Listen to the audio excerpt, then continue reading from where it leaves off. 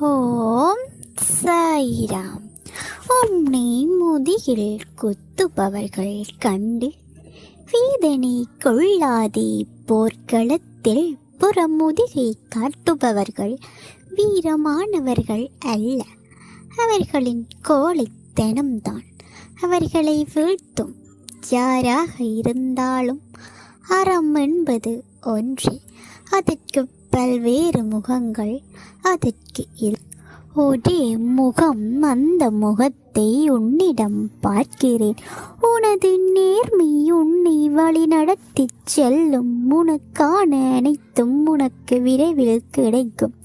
உனக்கு கிடைக்கும் விஷயமானது என்னுடைய முழுமையான அருளால் உனக்கு ஆசீர்வதிப்பேன்.